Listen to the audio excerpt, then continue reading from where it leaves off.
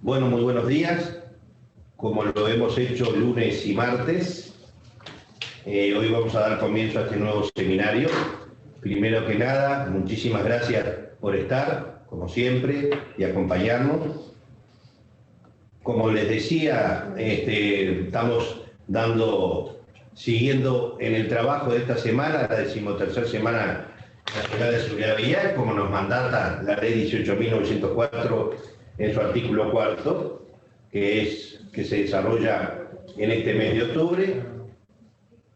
Y lo veníamos haciendo, bueno, lunes con un seminario que fue dado por nuestro secretario Jorge Alfaro sobre el modelo de gestión de riesgo en el tránsito. En el día de ayer también sobre mercaderías peligrosas en el tránsito, que estuvo a cargo de su director comisario mayor Tironi. Y en el día de hoy estamos presentando también a la doctora Cecilia Orellana, que va a dar el seminario sobre sueño y conducción, y que también le damos la bienvenida oficial a la UNACED, porque es una nueva compañera que se está integrando a este trabajo y que mucho la añorábamos, y por suerte hoy es una realidad y está acá con nosotros. Así que no perdamos tiempo, es más que interesante lo que hace a este seminario, así que lo dejo con la doctora Cecilia Orellana. Bien, buenos días a todos. En primer lugar, muchas gracias, escribano Draper, por la bienvenida. Para mí es un gran honor y aparte una gran responsabilidad dedicarme en este momento a apoyar a UNACEB con todo lo que es el sueño en la seguridad vial. Así que sin más palabras vamos a empezar con la presentación. En primer lugar los quiero llevar a un paseo por la historia. Nosotros queremos remitirnos a la historia del automóvil, ¿sí? Bueno, tengo algún problema con las diapositivas. Sí, empezamos en realidad por acá. Los voy a llevar a pasear a Alemania en 1886. Esto que estamos viendo acá es el primer automóvil de la historia. Fue inventado y construido por este señor que encontramos a la derecha, que se llama Carl Benz, que construyó esta especie de triciclo que tenía un solo cilindro, que funcionaba a una gasolina primaria que se llamaba ligroína. Acá invitó a pasear a su amigo Daimler, y este señor se paseaba por la ciudad con gran incredulidad de todos sus coterráneos, pero bueno, había inventado el primer automóvil de la historia y lo patentó en 1886. Pasaban los años y el automóvil no se vendía. Entonces, el principal sponsor del señor Benz decidió hacer una gran invención y un gran elemento de marketing y también de seguridad vial, que fue un test drive. Entonces vamos a ver el primer test drive de la historia, que fue hecho por la señora Benz. Berta Benz subió a sus dos hijos de 11 y 14 años al automóvil y decidió ir a visitar a su mamá, que vivía a 100 kilómetros del lugar donde ellos habían inventado el automóvil. La señora Benz había puesto toda la herencia de su familia en la invención del automóvil para apoyar a su marido, y estaba muy interesada en que todo el mundo conociera las ventajas de desplazarse en automóvil, así que lo hizo con gran sorpresa para todos y llegó sana y salva 12 horas después a visitar a su mamá. Queremos recordar que este primer automóvil viajaba a la escalofriante velocidad de 16 kilómetros por hora. El otro problema es que se quedó sin gasolina en la mitad del camino. Entonces, ¿qué sucedió? No había gasolineras, no había estaciones de servicio. ¿A dónde tuvo que ir? A la farmacia, a la Apotec, donde se vendía en ese momento la gasolina. Así que bueno, vale esta pequeña introducción como homenaje a los inventores, no solamente del automóvil, sino también del primer test drive y además de los primeros elementos de seguridad vial, que fueron aportados por la señora Berta Benz, quien también era una inventora y trabajó mucho, y aportó sobre todo por la seguridad vial en los vehículos, en los frenos. Nos vamos al siglo XXI. Esto está mal. ¿Qué dirían Berta y Carl Benz si vieran una autopista del siglo XXI, en las que estamos viviendo ahora? En primer lugar, estarían contentos porque su invento se ha proyectado de tal manera que ha cambiado la vida de los humanos. la automotorización que tenemos ahora es un fenómeno social. En realidad, el hecho de podernos desplazar de forma rápida ha cambiado todos los parámetros de distancia y tiempo para nosotros. También ha cambiado el transporte de mercancías, ha posibilitado nuevas industrias como el turismo. Es decir, esto es un avance social, un cambio social fundamental y un cambio muy importante en la vida de los humanos. También hemos considerado lo positivo y no sabemos si estos colosos de la industria automotriz habrían podido prever la parte más oscura de la vialidad, que es los accidentes viales. Los accidentes viales son una epidemia mundial contra la cual se lucha desde hace muchos años para tratar de evitarlos. En nuestro país, con datos de Sinatran del año pasado, de 2019, la tasa de mortalidad fue de 12 por 100.000 habitantes. Y la tasa de lesividad, es decir, de las personas que están heridas más fallecidas, fue de 713 por 100.000 habitantes. Esto es realmente muy grave. Estamos hablando de que los lesionados, entre lesionados y fallecidos, hay prácticamente una persona cada 100.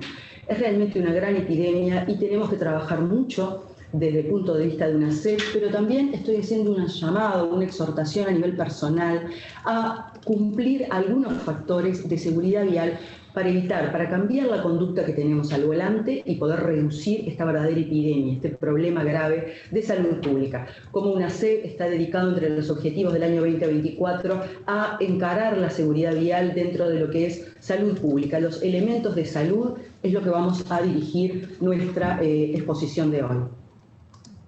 Bien. ¿Cuáles son los factores de riesgo en la siniestralidad vial? Y aquí entramos un poco a los factores generales, a los cuales no voy a referirme simplemente para mencionarlos. El vehículo, notoriamente desde la época de Berta Benz, es uno de los elementos más importantes para seguridad vial, explica un 4 a 13% de las causas de siniestros. El factor vial, es decir, todo lo que corresponde a carreteras, señalización, estado de las rutas, explica un 10 a un 35% de las causas de los siniestros. Pero fíjense cuál es la causa más importante de siniestros.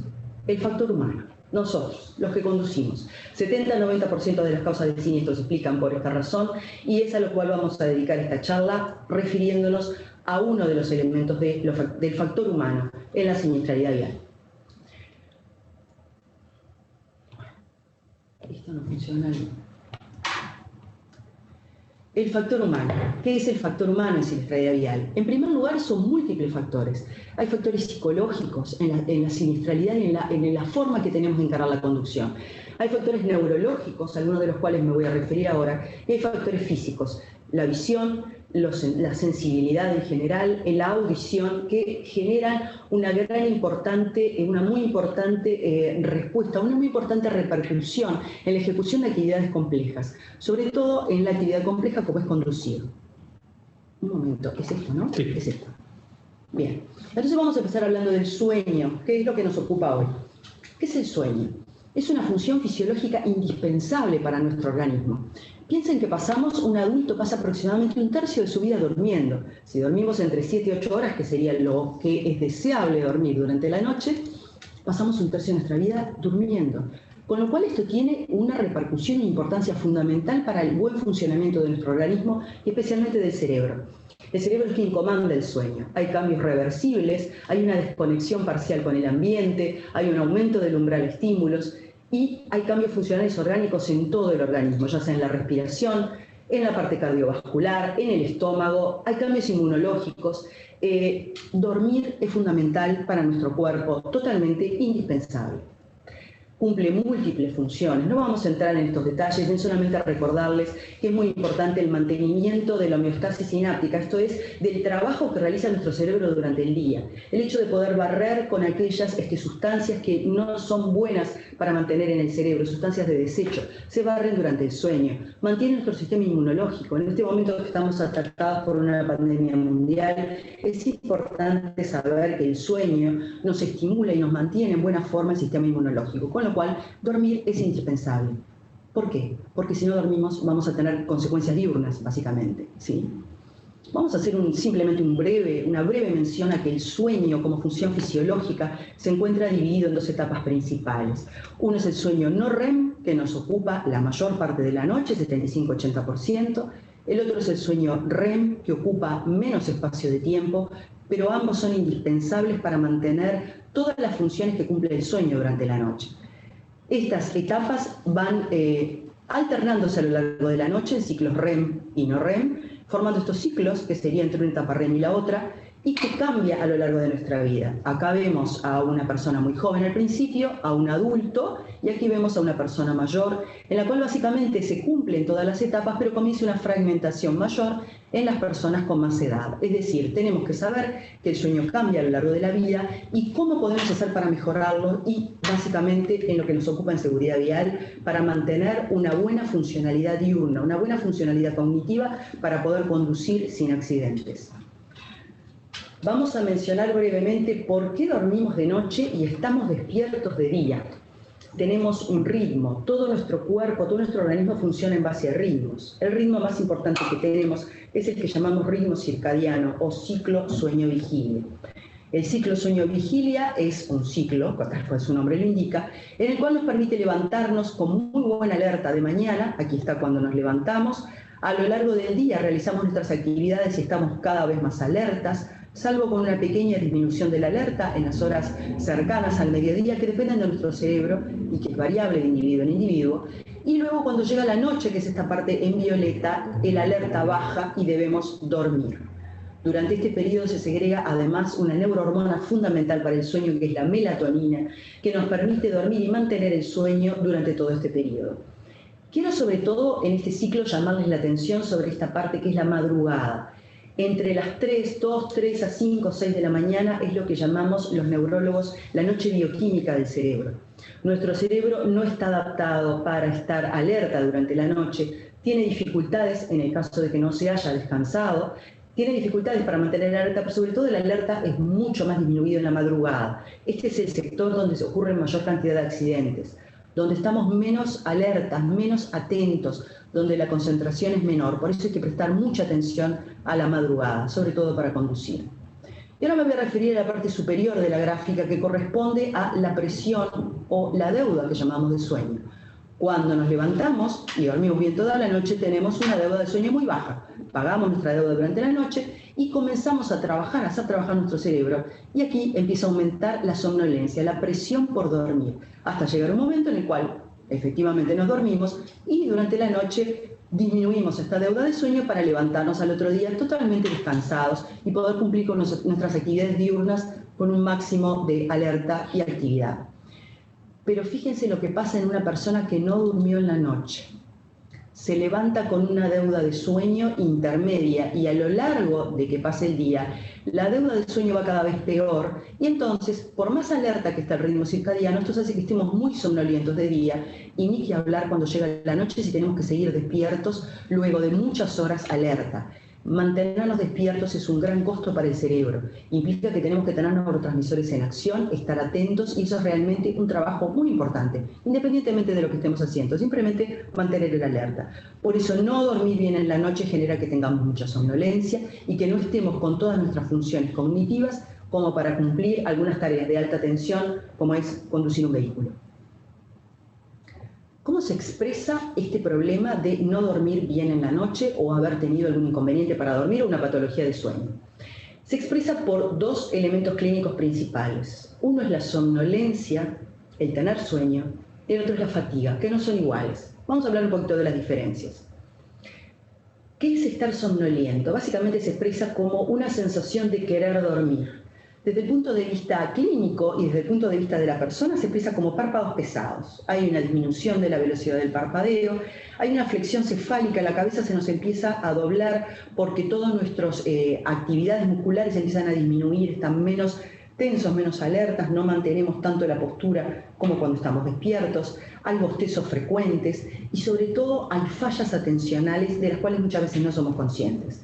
Se llaman microsueños. Esto lo que sucede es que nos dormimos durante segundos, a veces minutos, pero nuestro cerebro no es suficientemente preciso para indicarnos en qué momento nos dormimos. Y esto lo van a entender todos ustedes cuando piensan si algún día están mirando la tele, una serie, y de golpe se durmieron. ¿De qué se acuerdan? Se acuerdan de cuando se despiertan. Uy, pasaron un montón de cosas y no sé lo que pasó. Pero el momento exacto en que nos dormimos, ese momento no lo tenemos muy claro en la mente. Y esto es lo mismo que sucede cuando estamos conduciendo con sueño. Si tenemos sueño, conducimos o hacemos cualquier actividad monótona, en algún momento nuestra vigilia cae de tal manera que entramos en un microsueño. Y esto es lo que provoca fallas atencionales y que son muy riesgosas para la seguridad vial. La somnolencia se acompaña de un deseo de dormir, básicamente.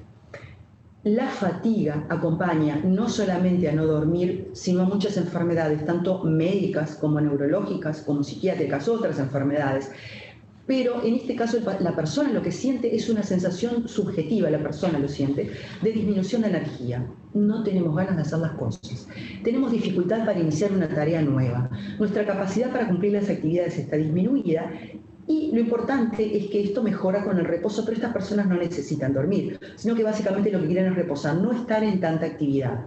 ¿Cuándo se presenta la fatiga? Muchas veces después de estar varias horas despierto o con una actividad cerebral o física que nos ha agotado, y en ese caso esto también involucra a una baja de la vigilancia y a fallas atencionales que pueden llevar a accidentes viales. ¿Cuáles son los indicadores de que no dormimos bien, de que estamos privados de sueño? Por empezar, quiero decir que hay una gran variabilidad interindividual. Acá muchas de las personas que me están escuchando van a pensar, pero yo puedo pasar una noche completa sin dormir y a mí no me pasa nada, estoy perfecto, estoy muy bien. ¿Qué es lo que hay? Hay muchas veces enmascaramientos de la somnolencia, sobre todo si la somnolencia se soporta a largo plazo. Personas que tienen patologías de sueño que les impiden dormir o que no están durmiendo bien desde mucho tiempo antes, las enmascaran. ¿Con qué? Primero, con el aumento de consumo de café. El café es uno de los despertantes naturales, digamos, más importantes que tenemos a nivel de todos nosotros. Y muchas veces ustedes hablan con las personas y dicen, sí, yo mantengo perfecto mi vigilancia, pero me tomo 2 termos de mate. O voy constantemente hasta la cafetería o hasta donde está el dispensador de café y estoy tomando café todo el día y ahora tengo una úlcera porque tomo demasiado café. Entonces, ¿qué hacen? Tratan de enmascarar la somnolencia. El otro elemento que ocurre sobre todo en las personas jóvenes, que son los que por naturaleza son los privados del sueño más grandes, ahora los vamos a ver después, es que duermen mucho en el fin de semana. ¿Qué hacen estas personas jóvenes? Dicen, bueno, yo entre semana no puedo dormir por X o por lo que sea, y en el fin de semana me duermo todo, es lo que cuentan habitualmente. No me despierto de mañana, sigo durmiendo, me duermo todo. Este es un esfuerzo que hace el cerebro para tratar de recuperar el sueño perdido. Pero queremos decirles que el sueño perdido no se recupera, lamentablemente. Podemos tratar de combatir en algo la somnolencia que tuvimos, pero no recuperar lo que perdimos de forma completa, ¿sí? El otro fenómeno de enmascaramiento es, como decía, la habituación del somnolento crónico. El tema de que la motivación y el estrés y el nivel de actividad también nos mantienen alerta. Es decir, muchas personas dicen, bueno, yo duermo mal, pero no lo noto. No lo noto porque, por ejemplo, soy un vendedor. Entonces estoy en la calle, soy un visitador médico, hablo con médicos, me desplazo de un lugar a otro, hablo con me muevo mi cuerpo. En general, movernos nos impide dormir. Entonces, con la motivación y el estrés, o tengo un trabajo muy estresante, o tengo un trabajo que me divierte mucho, pero no es monótono, no tengo que estar con la computadora, no tengo que estar en un lugar oscuro, o no tengo que conducir durante muchas horas prestando atención, o no tengo que trabajar con gran atención pero con monotonía, como por ejemplo las personas que trabajan a nivel laboral con las líneas de ensamble de algunos elementos, de algunas, por ejemplo, autopartes. En ese caso hay que tener mucha atención, pero es algo monótono, hay que estar mirando constantemente con gran atención, pero es medio continuado y aburrido. Y estas personas pueden experimentar entonces una baja de nivel de actividad y expresar, desenmascarar la somnolencia crónica que tienen. Otro elemento que destacamos dentro del enmascaramiento es el horario.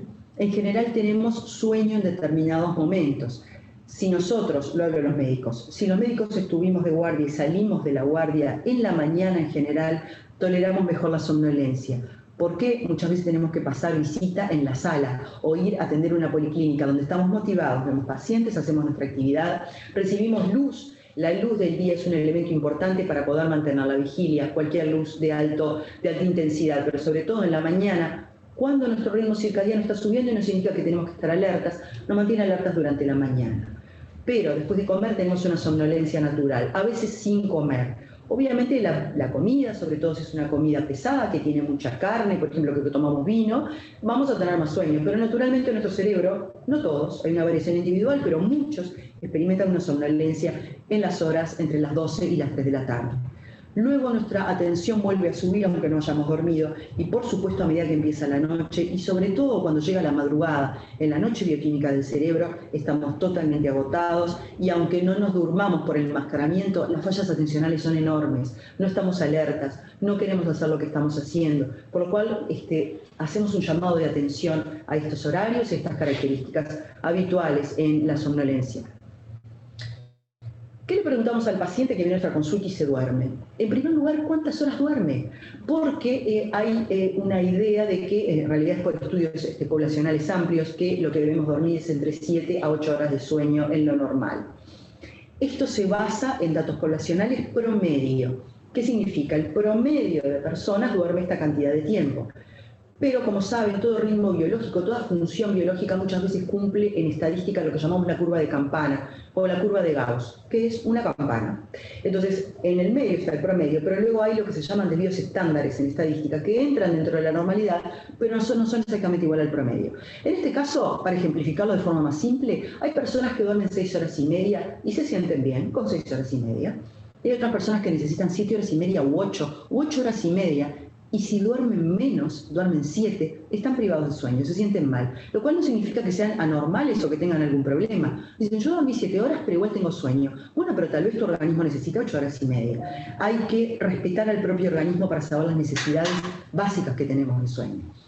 Esto es muy frecuente en adultos, sobre todo en adultos jóvenes y más aún en adolescentes, que naturalmente tienen un ciclo de sueño algo decalado, así un poco corrido hacia las horas de la madrugada, o sea, no tienen sueño al inicio de la noche, usan muchas pantallas que les impiden dormir de forma correcta y por lo tanto no duermen la cantidad de horas suficientes, porque al otro día tienen que levantarse de forma muy temprana para poder concurrir a su estudio o a su trabajo.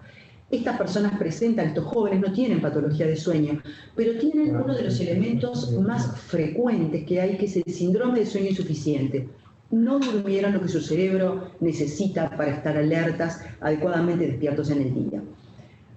Otras patologías pueden provocarnos muchos despertares nocturnos, patologías médicas, el insomnio es la patología médica más frecuente.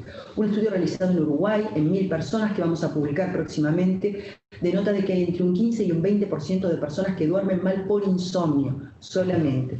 Las personas que tienen un trastorno de sueño son un 30%. Creo que el escribano se quiere retirar. ¿No? ¿Seguimos? Bien. Perfecto. Bien, entonces también hay otros elementos que colaboran a que no durmamos bien. Personas que tienen trastornos urinarios y se levantan muchas veces a orinar. Personas que tienen trastornos del movimiento durante el sueño, del cual a veces no son conscientes, y otras enfermedades neurológicas a las cuales voy simplemente a mencionar. Una de las más frecuentes es las personas que roncan o que detienen la respiración durante la noche en una patología que se llama apneas del sueño, síndrome de apneas del sueño. Esta es la segunda patología más frecuente en el sueño. Simplemente como médicos o como personas hay que preguntar, ¿ronca? Es todo. Y saber si esta persona ronca de forma intensa, si ronca todas las noches, si los compañeros de cama, el esposo, la esposa, los hijos, alguien, cuando van a un hotel, los han sentido roncar de forma severa y si los han sentido detener durante breves lapsos la respiración en un episodio que se llama apnea del sueño. Esta es una patología que hay que diagnosticarla rápidamente.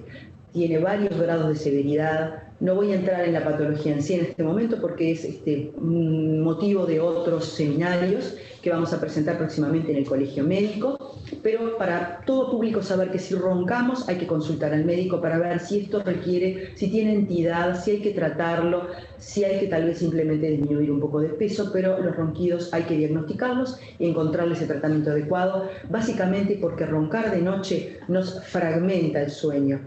Cada ronquido, a veces simplemente por el ruido, a veces por el despertar breve luego de la apnea, fragmenta el sueño, hace que el sueño no sea continuado, sino que tenga pequeños trocitos de vigilia, de los cuales muchas veces la persona que ronca no es consciente, piensa que duerme toda la noche.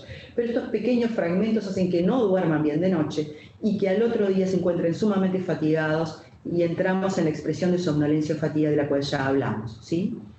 Finalmente hay que ver los antecedentes patológicos del paciente. Si tiene otras enfermedades, sobre todo neurológicas, psiquiátricas, ¿qué medicaciones toma? Tal vez toma medicaciones que son para sus enfermedades pero le producen sueño. Todo esto son elementos que hay que interrogar en la historia clínica para saber si esta persona puede mantener una conducta de atención durante el día como para poder conducir.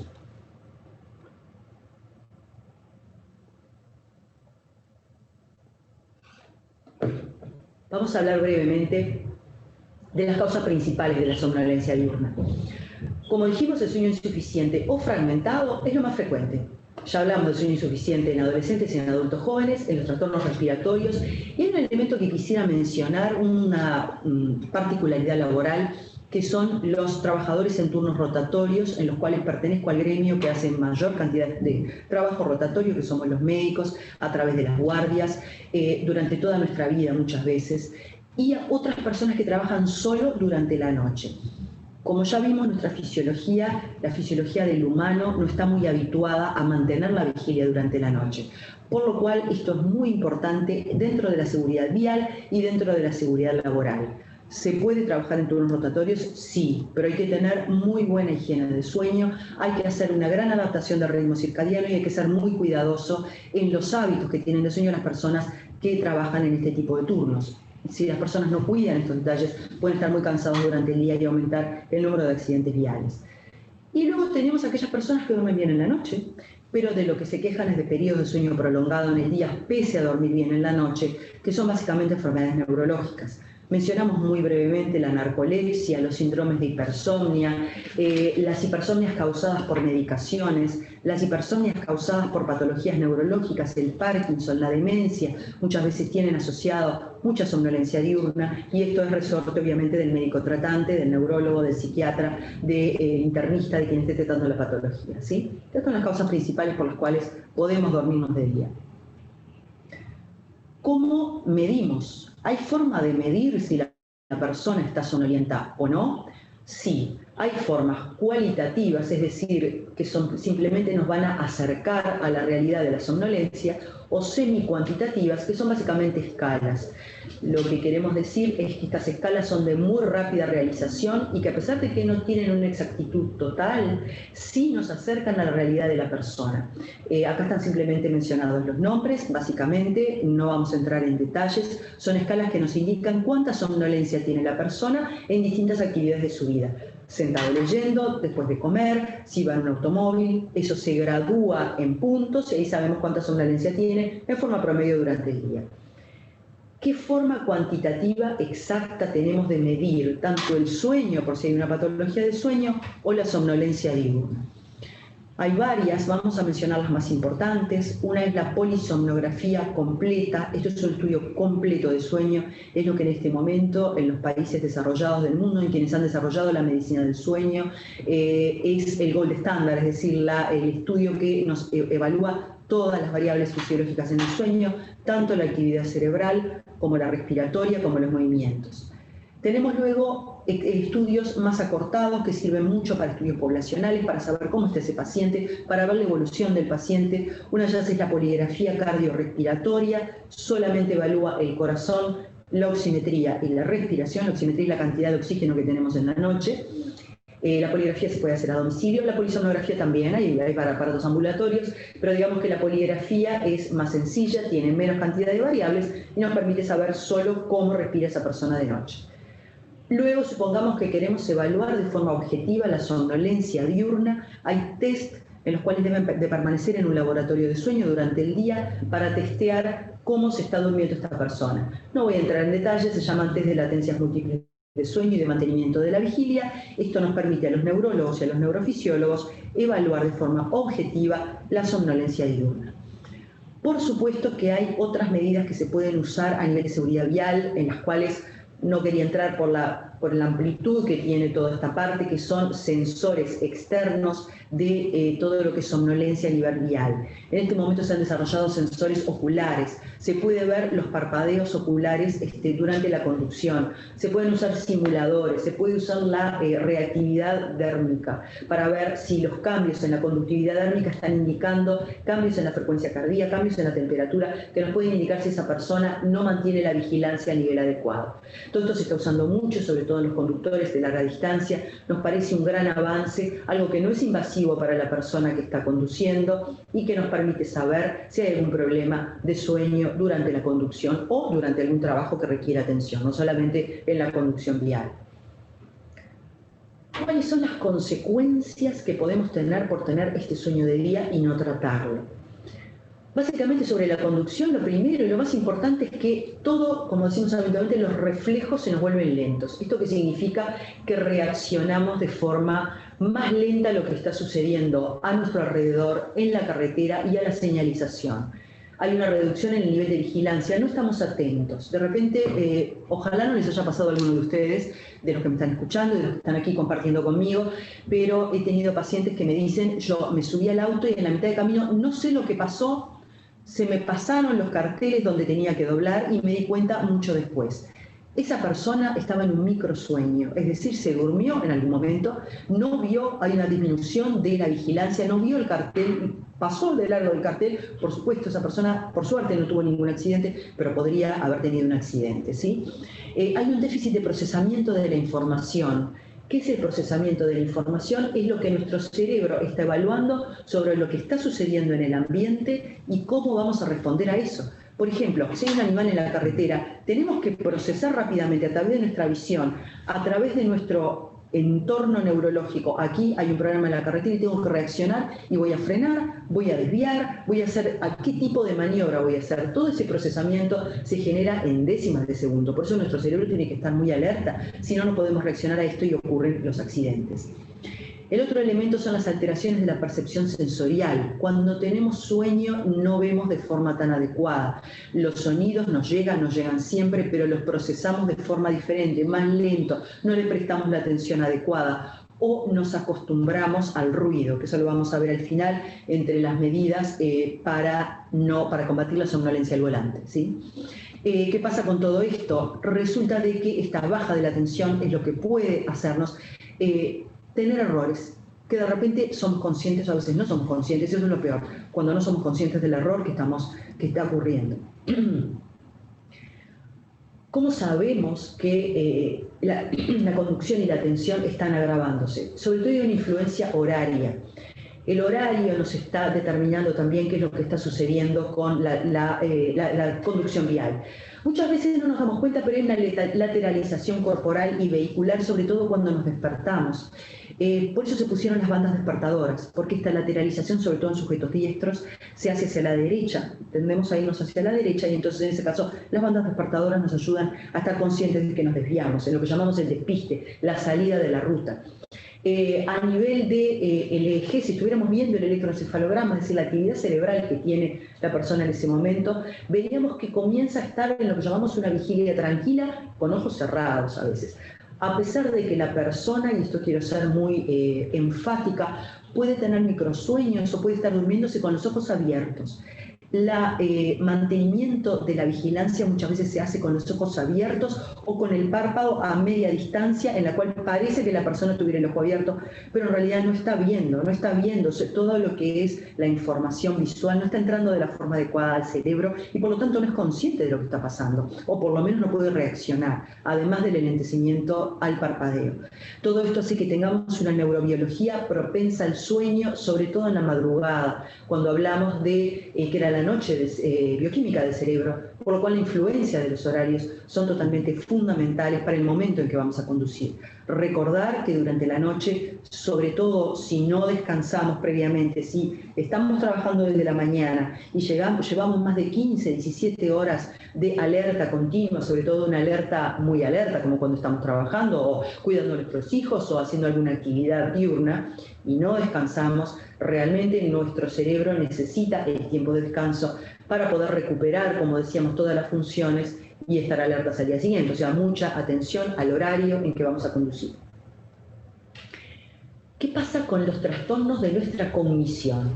Este es un estudio interesante, lo voy a hacer de forma muy sencilla, no se asusten, se llama PET scan. Esto es una radiografía, digamos, una imagen especial que se obtiene cuando le administramos a la persona un marcador que nos va a mostrar cuánto oxígeno está captando el cerebro.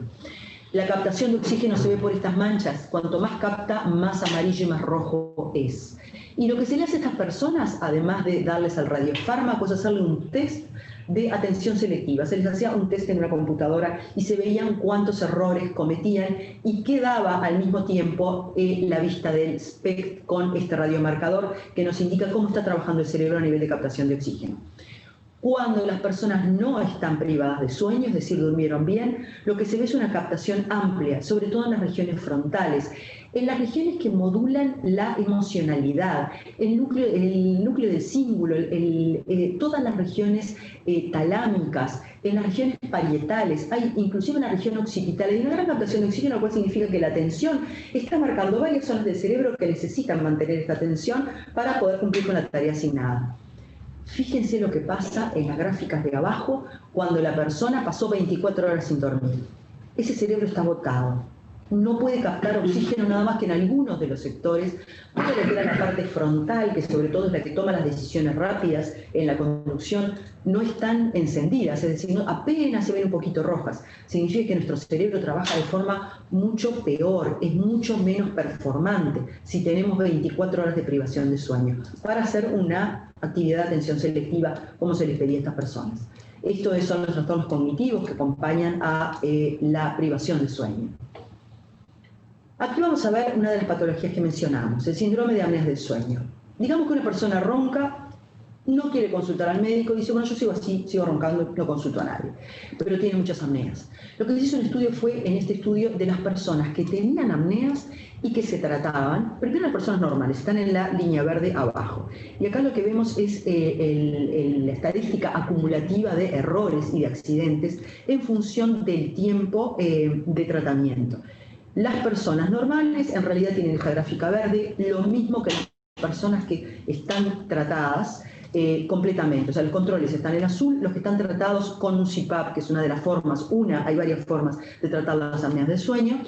En este caso, en apnéicos severos ven que los controles y las personas que se tratan habitualmente tienen el mismo grado de riesgo, como una persona normal, digamos.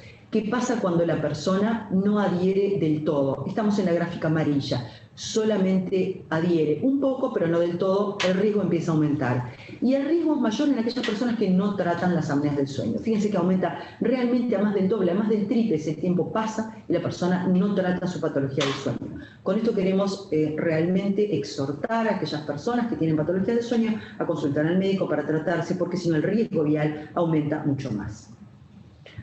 Otro tema interesante es que siempre le damos mucha importancia al alcohol. En nuestro país se ha hecho una campaña muy exitosa a través de la toma de espirometrías para disminuir el riesgo de que las personas tomen alcohol y conduzcan. Pero quiero mostrarles este estudio, que es muy interesante. Se hizo en 3 poblaciones. Algunas de las personas simplemente no durmieron en toda la noche y se le hizo un test. Otros tenían apneas de sueño tratados y no tratados, y otros se tomaron un vodka. Y luego se los midió a todos con determinados test de selección, se los evaluó, ¿sí? Con un simulador y con un test de reacción, de velocidad de reacción. Se vio cuántas veces se lateralizaban, es decir, hacían despiste, se iban de la línea, y cuántas veces se desviaban. Y sobre todo quiero destacarles que las personas que no habían dormido 24 horas tenían una discapacidad que era cercana a haberse tomado 2 vodkas, o sea, una alcoholemia de 0,8 gramos por litro, que en nuestro país está prohibido. Sin embargo, a nadie le preguntamos si la noche previa no durmió antes de subirse al auto para poder manejar durante 6-7 horas sin parar, que es lo peor. Lo mismo es que hay que saber la parte buena de las apneas del sueño, y es que las personas con apneas del sueño mejoran a un grado normal de vigilancia diurna luego de aproximadamente un mes de estar usando un dispositivo especial, si es que son apnéicos severos. Entonces, sobre todo, tener en cuenta que en este momento no se está fiscalizando y no estamos prestando atención a la importancia de no dormir, pero el riesgo es casi igual a haber tomado alcohol, ¿sí? 2 vodka. ¿Qué más? El horario, como hablamos, la conducción nocturna y prolongada altera el desempeño vial. En este estudio vemos los gráficos que son resultados en uno de la persona que durmió bien, y vemos el riesgo que tenía de sufrir accidentes. Esta es la persona que durmió bien y manejó durante un corto periodo de tiempo en horarios que no son nocturnos. A medida que el horario es nocturno de forma más importante, o que está muchas horas, como aquí, conduciendo, las diferencias son estadísticamente significativas con la cantidad de despistes y con la cantidad de accidentes que tienen. Es decir, conducir durante muchas horas sin descansar o viajar en horarios inapropiados hace que aumente de forma significativa el riesgo de sufrir accidentes por un desempeño pobre un desempeño vial pobre, debido a la somnolencia y la fatiga. Ya esto un poco lo hablamos, las bandas despertadoras y enlentecimiento del parpadeo y el tiempo prolongado de conducción. Quería mencionarles este estudio que es muy interesante, fue realizado en Estados Unidos entre 2009 y 2014 sobre la prevalencia de los siniestros que involucraron a conductores somnolientos. ¿Por qué lo traigo? Básicamente porque es un estudio muy potente desde el punto de vista estadístico.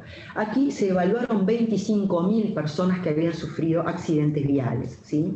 De los cuales se les preguntó qué les había sucedido y todos ellos mencionaron que habían tenido un poco o mucha somnolencia durante el momento del accidente. Y fíjense, sobre todo quiero destacar la primera gráfica. Los accidentes fatales habían sido un 21%. En estos 25.000 personas entrevistadas con 19.000 accidentes, un 21% habían sufrido accidentes fatales. Es decir, alguien se había muerto, o la persona, y antes se sabía que estaba privado de sueño, que estaba somnoliento, o el acompañante. Con una injuria severa estuvo un 13% de las personas.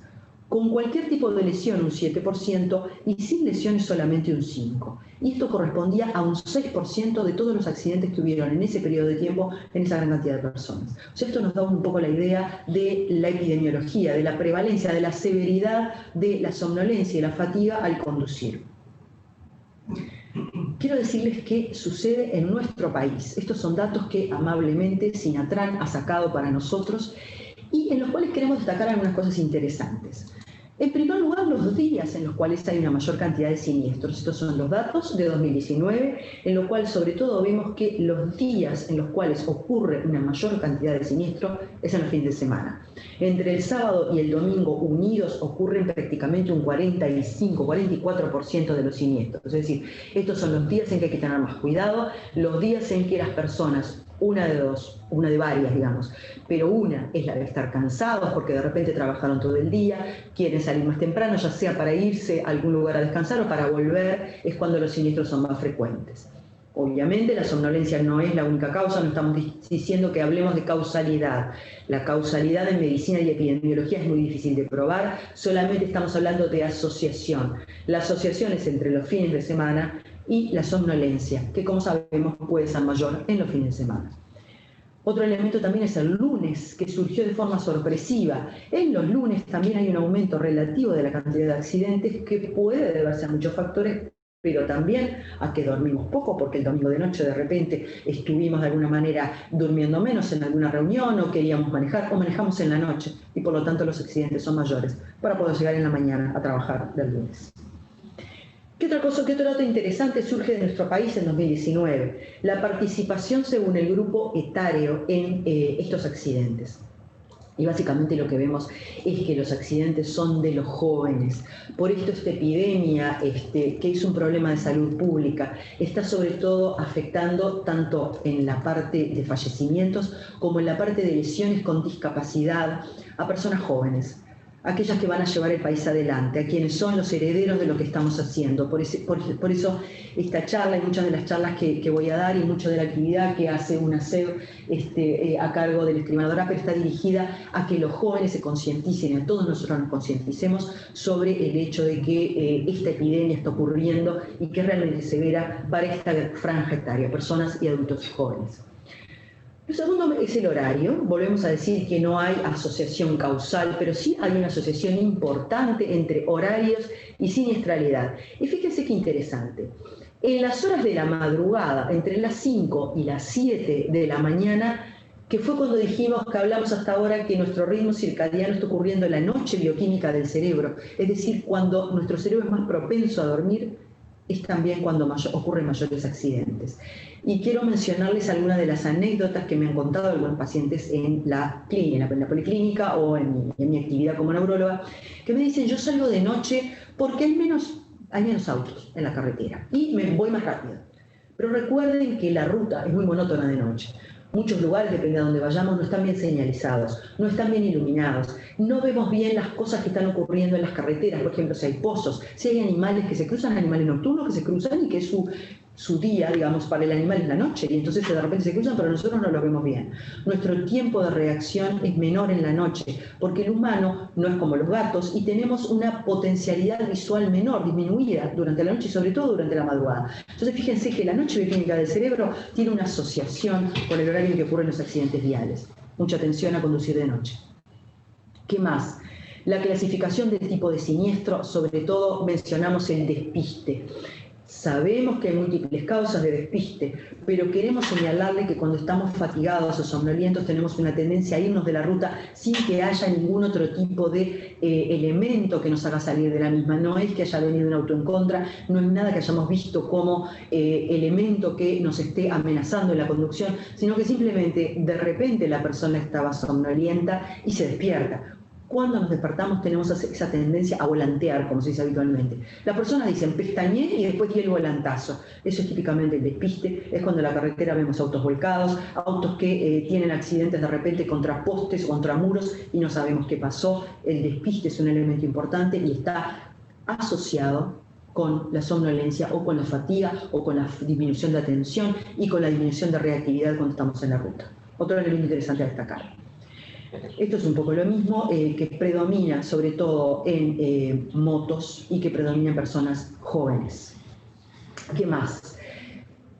Para recordar a Berta Benz, a quien le hicimos nuestro homenaje al principio de la charla, las mujeres chocan mucho menos, no necesariamente porque tengan menos vehículos las mujeres o no porque no sepan manejar, sino simplemente porque estimo, y esto es una asunción personal, habitualmente manejamos en las horas del día en que estamos más despiertas. Entonces, por esto es que están disminuidos y los accidentes, no solamente en Uruguay, estos son datos de Uruguay, lo que estoy mostrando, pero en todos los países se ha visto que los accidentes viales son más frecuentes en hombres y en hombres jóvenes.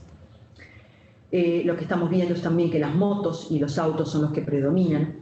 Y esto es un poco el objetivo del diseño de la siniestralidad vial, en lo cual vemos que durante el último año, a pesar de que se habían disparado un poquito durante 2017, estamos tratando de volver a la línea que se había propuesto hasta el 2020. Esperemos que con algunas de las medidas, entre ellas tener atención a la somnolencia al conducir durante la noche, podamos disminuir los siniestros viales, ¿sí? Esto es una cosa importante del factor humano a la cual una SEB está dedicada durante este periodo. Queríamos decir, yo soy la presidente de la Asociación de Sueño del Uruguay.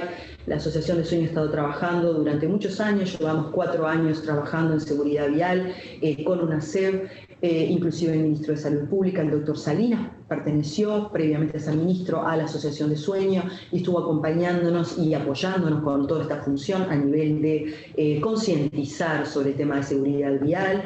Tenemos una declaración de seguridad vial que fue hecha algunos años, que se encuentra en la página web de la asociación. No voy a detenerme en esto, simplemente como resumen, la siniestralidad vial es una epidemia que debe revertirse actuando sobre todo sobre el factor humano, las causas de la misma. Alertamos sobre no conducir somnolientos, evitarlo y estar bien despiertos para tener una gran dosis de seguridad vial. Este es un volante que está a disposición de todos, en los cuales hicimos un breve resumen sobre la seguridad vial y lo que voy a mencionar ahora para finalizar mi charla son qué podemos hacer para mejorar, digamos que en el momento que estamos conduciendo y tenemos sueño. Con esto finalizo mi charla. Quiero decirles que también estamos asociados a Mayo Amarillo. Quería volver a esto. Mayo Amarillo es un movimiento a nivel internacional en el cual ocurre en mayo y en el cual se concientiza sobre la seguridad vial. Todas las personas, especialmente menciono al profesor Fernando Machado, con quien tuve el honor de trabajar y que muy amablemente me introdujo de alguna manera en el tema de Mayo Amarillo, a mí, a la Asociación del Sueño del Uruguay, en el cual estuvimos trabajando por el tránsito más seguro a múltiples niveles dentro de múltiples facetas a nivel de Uruguay. O sea que también estamos trabajando con Mayo Amarillo. Y ahora quería decirle para finalizar, ¿qué hacemos si tenemos sueño? En primer lugar, les voy a mencionar aquellas medidas que se utilizan habitualmente y que todos creemos que sirven, pero que no funcionan. Las voy a mencionar y después les voy a decir por qué no funcionan. Lo primero que muchos hacemos es decimos, pongo la música a todo volumen, un rock pesado, eso me va a despertar, con todo este ruido no voy a poder dormir. O bajamos el vidrio de la ventanilla, el aire frío que me da en la cara. Algunas personas dicen el aire frío en los pies, me han dicho también mojarse la cara con agua fría, tirarse agua en la cabeza, todas esas cosas que me han relatado los pacientes, masticar chicle, hablar con el acompañante. Les comento lo que pasa. Efectivamente sí, nos producen un cierto grado de despertar, nos alertan un poco durante corto tiempo. Habitualmente nos habituamos a todo cuando estamos muy cansados. Cuando estamos muy cansados podemos dormir con ruido, con los nenes llorando, con la luz a todo volumen, con nuestro esposo o esposa gritándonos al lado. No importa, si estamos cansados, realmente el tiempo que nuestra vigilancia puede mantenerse es corto. Por lo cual, estas medidas, a pesar de que sirven, son de vida media muy corta, por lo cual no las aconsejamos. Vamos a aconsejar las que sí sirven para terminar nuestra charla. ¿Qué es lo primero? De perogrullo. Si tenemos sueño, no manejamos. Una de dos, maneja otra persona o dormimos una siesta corta antes de salir a manejar. Todas bajas, por ejemplo, pasamos todo el día trabajando y queremos salir a conducir de tarde o de noche porque estamos obligados o porque tenemos que ir, cualquier razón que sea. Por favor, duerman una pequeña siesta antes de salir a manejar. No manejen cansados de todo el día si van a manejar de noche. Eviten los peores horarios, eviten la madrugada, conozcan sobre todo si no conocen el lugar o la ruta por donde van a conducir. Eviten conducir con sueño. ¿Qué pasa si estoy conduciendo y cuando me subí al auto no tenía sueño, pero me vino en la mitad? ¿Qué hago? Detengo el vehículo. Eso es lo más importante. Buscan un lugar seguro, detienen el vehículo y realizan una siesta corta. A veces hacer una siesta de 15 minutos con un despertador, con el teléfono, reclinamos el auto, dormimos 15 minutos. Esto sirve para que el cerebro se alerte durante por lo menos 1 hora o 1 hora y media de forma adecuada para poder llegar a nuestro destino. Porque otra cosa que no mencioné durante la parte de la somnolencia y la conducción es que muchas veces tenemos el impulso de acelerar cuando estamos somnolientos y cerca del lugar donde llegamos. Porque decimos, no, yo no me duermo, mi control mental es mayor y acelero para llegar más rápido. Pero eso en realidad no sucede. Y cuando vamos más rápido tenemos menor tiempo de reacción y ocurre mayor cantidad de accidentes. Por lo cual, sobre todo, lo que les solicitamos es detengan el vehículo en un lugar seguro, realicen una siesta corta y otra cosa importante es que se pueden tomar bebidas con cafeína, Coca-Cola, café, mate.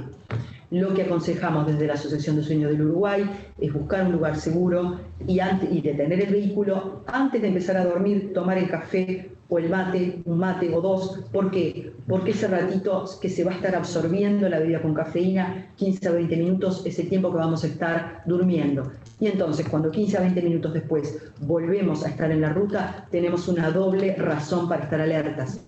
Que dormimos y bajamos la tensión de sueño, y segundo, que nos tomamos la bebida con cafeína.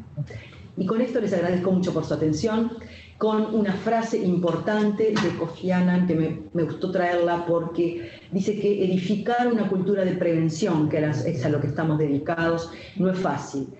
¿Por qué? Porque los costos de la prevención deben pagarse ahora. ¿Sí? Son dividendos para un futuro remoto que de repente muchos de nosotros no vamos a ver porque empezamos ahora las medidas. Los beneficios no son tangibles. ¿Por qué? Porque en realidad lo que va a pasar es que vamos a evitar desastres. Los desastres no van a suceder. Vamos a ver las curvas aplanarse y entonces vamos a ver la disminución de los desastres, pero no de forma inmediata. Muchas gracias a todos por su atención y quedo a la orden para las preguntas que quieran realizar. Tenemos las preguntas por chat. A los que están participando los invitamos a seguir consultando. La primera que tenemos es de Laura Paulet. Dice, el paciente narcoléptico que tuvo el ciclo del sueño vigilia afectado y ya ha sido tratado por el tema con tratamiento a demanda mientras los síntomas se reviertan, ¿puede volver la patología de manera repentina mientras se conduce?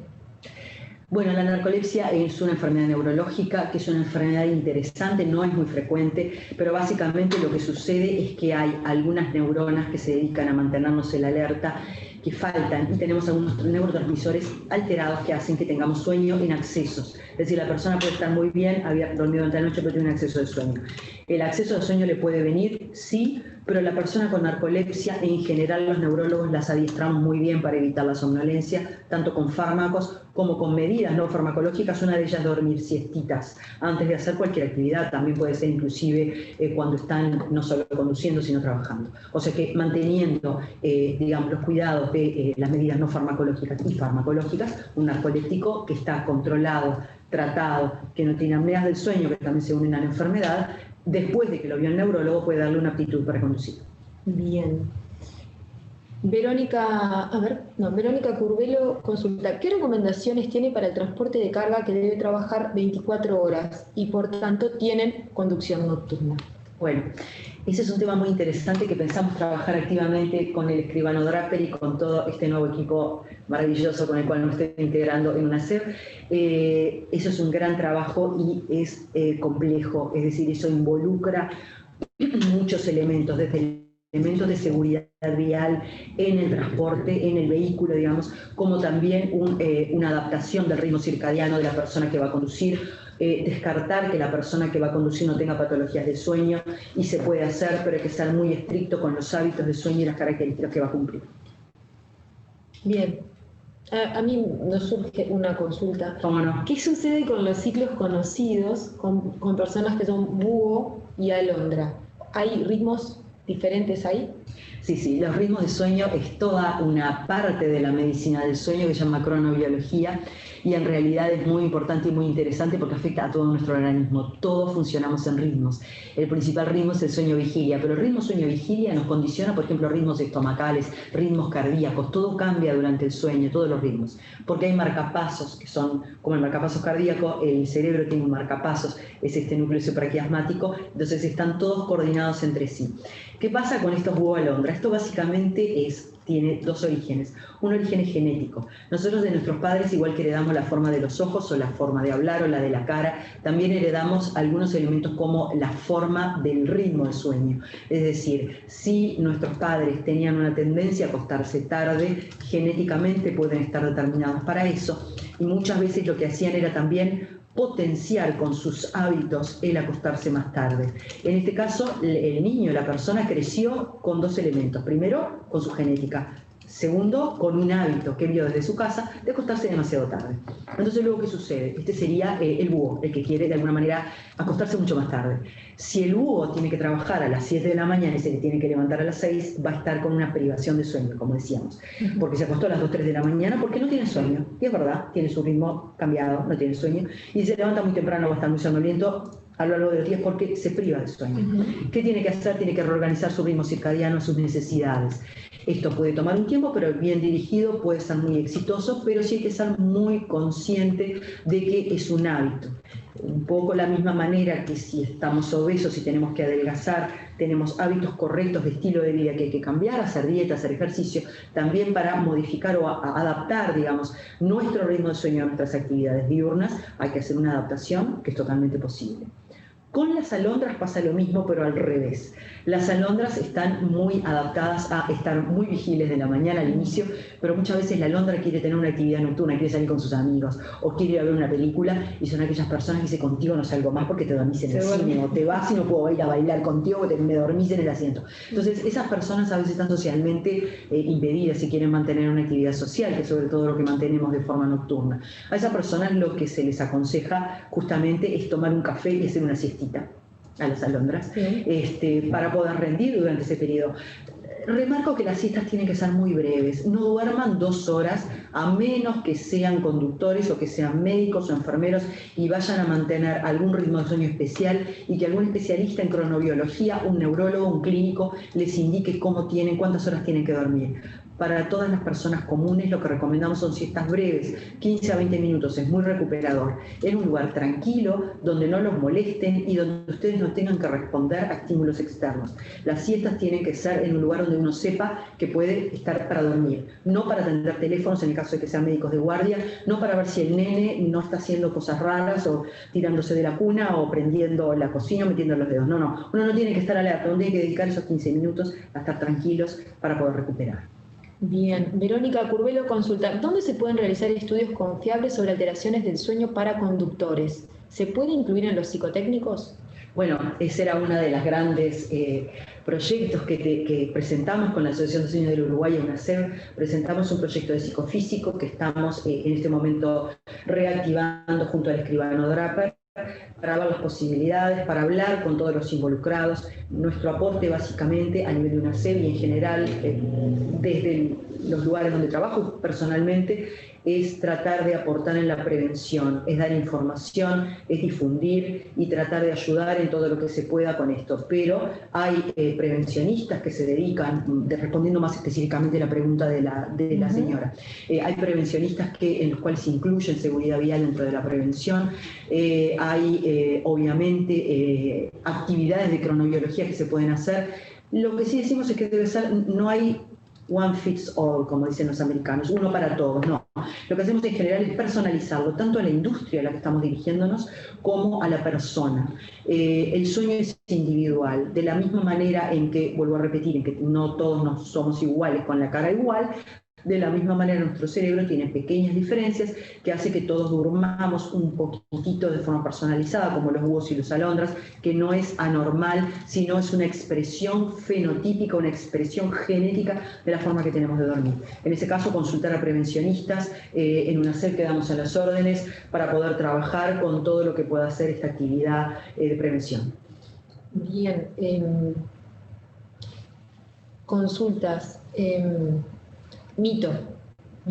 R. Taranto consulta. ¿Qué tal es cierto si cuando uno conduce para el descanso de la vista es mirar en periodos cortos hacia campos verdes o en carretera, conduciendo en carretera? En realidad lo que sucede es que mantener la atención en un solo punto, si no estamos muy alerta o si tenemos algún problema visual, efectivamente fatiga la agudeza visual. Entonces a veces se aconseja mirar hacia otro lado, verde o no verde, el asunto es durante segundos poder desviar la vista.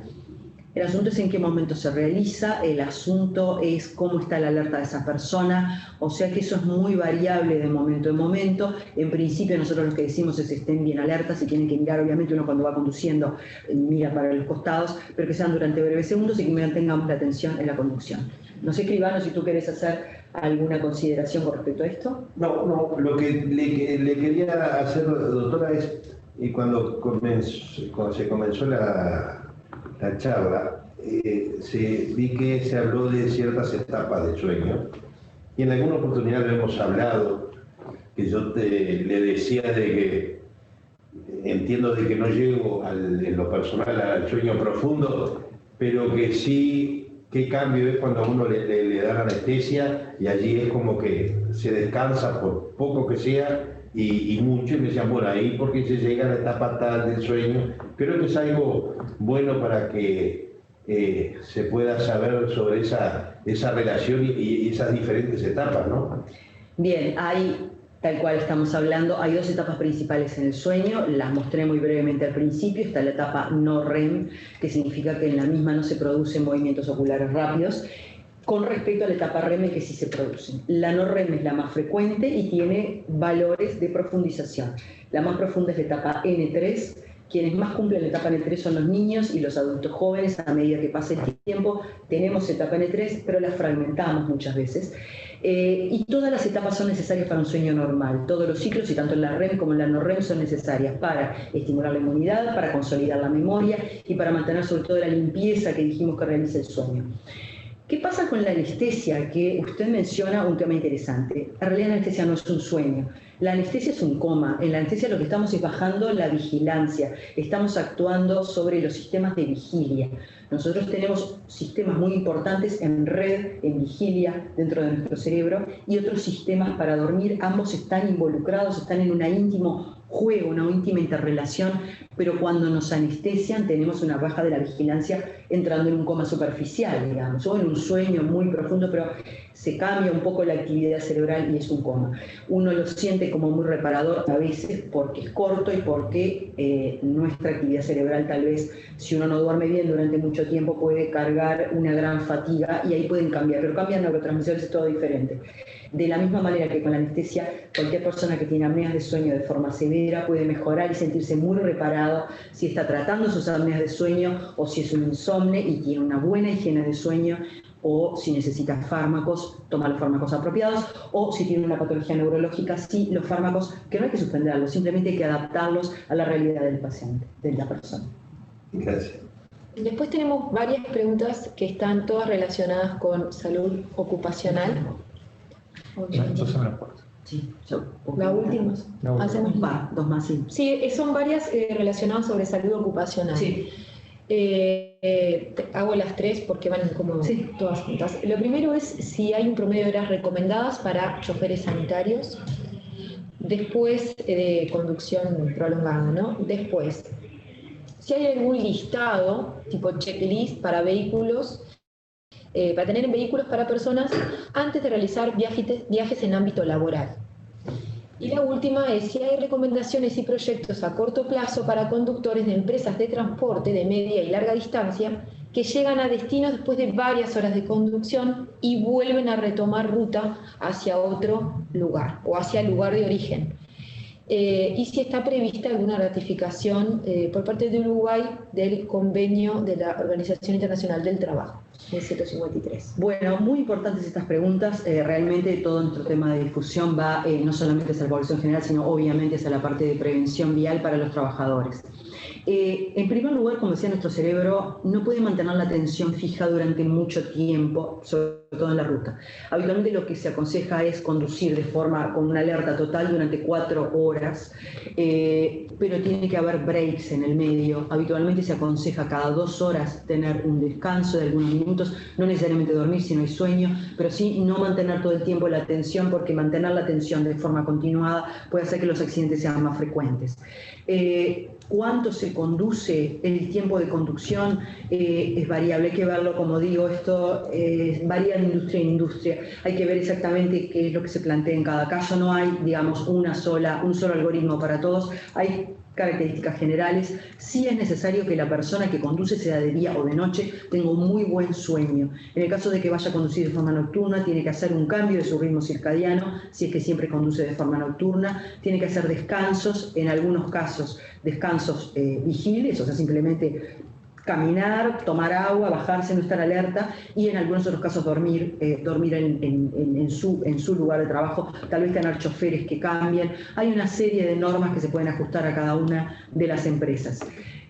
Otra de las preguntas es si hay algunos elementos. Sí los hay, no sé si se están usando en todas las, creo que no se están usando en todas los vehículos de conducción de transporte, ya sea de transporte de carga o de transporte de pasajeros, pero sí hay herramientas muy interesantes que tampoco son muy costosas y que se pueden adaptar para que, sobre todo para que la persona que está conduciendo, que como decía muchas veces el cerebro no es bien alerta de que tiene sueños o microsueños, lo despierten estas otras señales y que sepa como alerta que tiene que detener la conducción. Y el otro elemento es si se están tomando medidas, y acá le paso la posta al escribano Draper, porque mi actividad en UNACEB acaba de comenzar, entonces nosotros tenemos muchos proyectos, pero es el escribano quien tiene un poco la palabra sobre lo que se va a hacer como proyectos para esto en nuestro quinquenio. ¿Hay algún tipo de medida que ya se esté tomando y si vamos a cumplir o continuar con lo de la OIT? Con todo lo que tiene que ver con la seguridad, digamos, sobre todo laboral. Sí, repetimos la pregunta. Dice si hay alguna recomendación o proyecto de corto plazo para conductores de empresas de transporte de media y larga distancia que llegan a destino después de varias horas de conducción y ya vuelven a retomar ruta. Hay un sobre el OIT que preguntaron claro, está previsto una ratificación por parte de Uruguay del convenio OIT 153. Sin duda alguna que sí, que se está incorporando como una de las prioridades lo que tiene que ver a todo lo relacionado con la conducción y con el derecho laboral. Es así que aquí tenemos dentro de nuestra área de jurídica a 2 profesionales que están abocados a ello y que ya están en las primeras instancias para recorrer lo que hace a todo el tema que nos están planteando. Estamos con mucho gusto que se comuniquen a través del 150 8801 y allí que se haga la consulta pertinente al área jurídica, que con muchísimo gusto será atendido. Bueno, las restantes preguntas que quedan por contestar, las podemos contestar por mail. Tenemos nota de las personas que han consultado. Nos contactamos por privado para que nos dejen su mail y les agradecemos a todos por participar. Gracias a todos por su atención. Muchas gracias. Nuevamente gracias, doctora. Y vamos a tener que, dado el resultado, hacer en muchos días nuevamente otra instancia. Gracias. Que tenga buenos días.